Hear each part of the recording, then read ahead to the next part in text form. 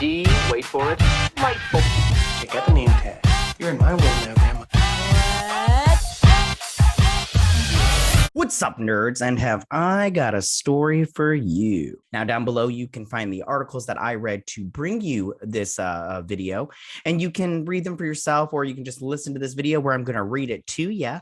And I really want to discuss these things because they're super fun and everything. Now, before I get started on this, I just want to say that if you like what I do here and you enjoy independent content here on YouTube, please consider subscribing to my channel. YouTube is always changing up their algorithm, and small channels like mine, we always get shoved to the back of the line. So please ask that you like, share, and subscribe, and I thank you in advance.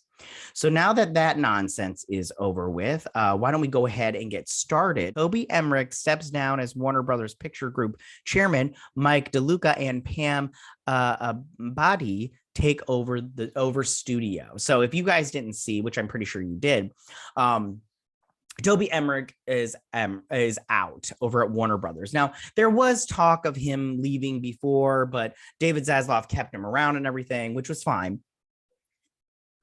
But remember when he tried to go to Netflix, he was like, hey, Netflix, you want to hire me? And they're like, no, thanks. And it's like, oh, that's so embarrassing. So let's read this. So it says, veteran film executive Toby Emmerich is exiting his post as Warner Brothers Pictures Group chairman, 3 sources told Variety. Now, I just have to say, I don't feel bad for him because he's done a horrible job at this point in time. So it's like, I don't feel bad for you, dude. A company man who survived numerous Warner Brother ownership changes for over 2 decades, Emmerich transitioned out of the role follows weeks of chatter that he was leaving the studio. He will be replaced by Michael DeLuca and Pamela Abdy, yeah, that's how you say her name, who will be named co-chairs of Warner Brothers Pictures Group. A spokesperson for Warner Brothers Discovery did not immediately respond to a request for comment, though a formal announcement of the leadership change is expected immediately. DeLuca and Abadi's oversight will also include New Line Cinema. Their influence over DC films is presently unclear. The pair recently led Metro Goldwyn Mayer until the company was sold to Amazon at MGM. The duo landed buzzy projects such as Licorice Pizza, Kyrano,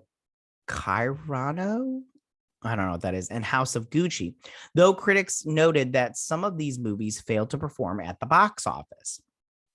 I mean, they did, but, whatever. I mean, Licorice Pizza, I'm pretty sure that movie didn't cost an overwhelming amount of movie to make. So, I mean, I don't know if they made their money back, but I mean, like, indie films usually don't cost, the most to make. It's the big blockbusters that cost the most. So they might have gotten their money back. Who knows? I'm not sure. Anyways, Emmerich was named chairman in 2018 and has overseen Warner Brothers during a time of upheaval, one that has seen it endure 2 major corporate shakeups. First, the company was sold to AT&T, but massive debt and the telecom's decision to exit the media business in order to concentrate resources on building out its 5G network resulted in another sale, with Discovery taking over the company this year. Yeah, they realized real quick. They were like, oh, this was a bad choice. This was a bad choice. We are just hemorrhaging money out the wazoo and everything. Under newly minted CEO David Zaslav, Daddy Zaslav. Anyways, the company has rechristened Warner Brothers Discovery with an eye towards bolstering its in-house streaming service HBO Max and complementing that content with Discovery's reality programming. Emmerich's departure raises questions about the future of several key lieutenants at the studio, many who have served as his side for decades, along those whose future is murky at the DC films. Chief Walter Hamada, who had been credited with stabilizing the cinematic output of the division and bringing some quality control to the company. I didn't know he didn't. That had suffered several critical failures, such as Suicide Squad and Batman v Superman: Dawn of Justice. DeLuca, and I'm not going to read this whole thing, you guys. I'm just going to really quick read this. Oh no, maybe I will, because we only got like 2 paragraphs. Okay. DeLuca and Abdy presumably have their own roster of executives that they will want to bring over with DeLuca. Zaslav is getting a seasoned executive and producer with deep ties to the creative community. Over the course of his career, DeLuca has championed and worked alongside the likes of Paul Thomas Anderson, David Fincher, and Paul Greengrass. He was also Oscar nominated for producing the likes of The Social Network, Moneyball, and Captain Phillips. All those movies are pretty good. Emmerich's reputation was challenged after former Warner Brothers CEO Jason Kilar decided to release the studio's entire 2021 film slate concurrently in theaters on HBO Max, which was a bad decision, but good for me because I didn't have to, I don't know about you, but running off to the movie theater isn't something I don't like to do. I do love it. I love to go to the theater, but I can tell you right now, it costs me way more to go to the theater than it does to stay home and watch these movies on my couch. And then the ones that I really wanted to do well, so they made more of those, were the ones that I went and seen in the theater. Anyways, that left Emmerich to repair strained relationships with talent and their increased agents. Generous back end payouts to the impact filmmakers and the actors help ease those tensions. Yeah.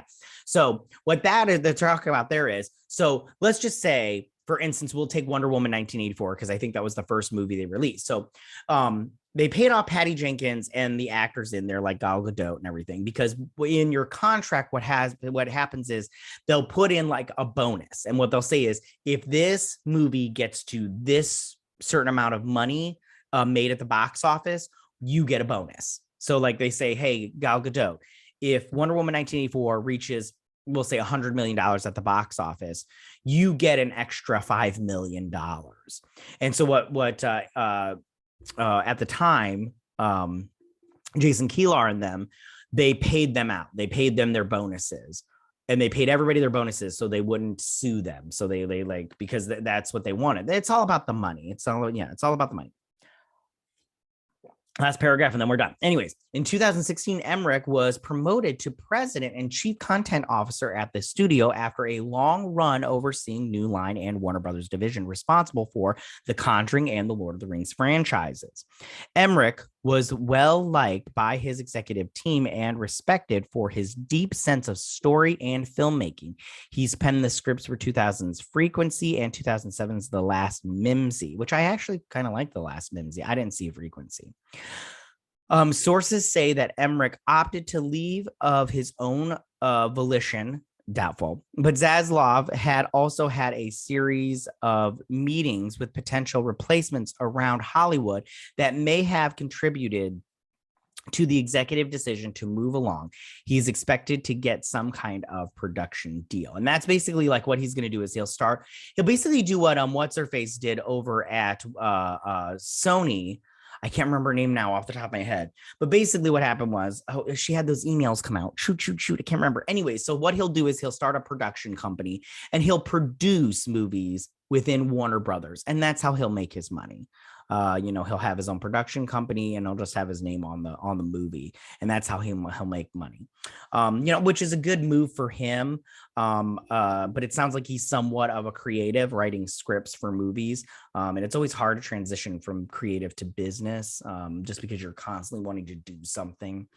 But yeah, I don't feel bad for him because he's just made a lot of bad decisions, in my opinion. So, I mean, and he saw the writing on the wall. I'm pretty sure he stepped down because they were like, hey, if you don't step down, we're just going to fire you. So tell me, what do you guys think about all of these? Tell me what you think. How do you feel about Toby Emmerich getting, fired basically and stepping down over at Warner Brothers, now Warner Brothers Discovery? I don't feel, like I said before, I don't feel bad for him. He's made bad decisions after bad decisions. And, he saw the writing on the wall when he tried to go over to Netflix. He knew stuff was not going to be happening for him. So those are my thoughts and everything. Tell me, what do you guys think about all this? Go ahead and leave all your comments in that section down below. If you like this video, go and hit that like button. I won't mind. If you're new to my channel, please hit that subscribe button. I'd greatly appreciate it. And I will see you guys next week. You guys have a good week. Bye.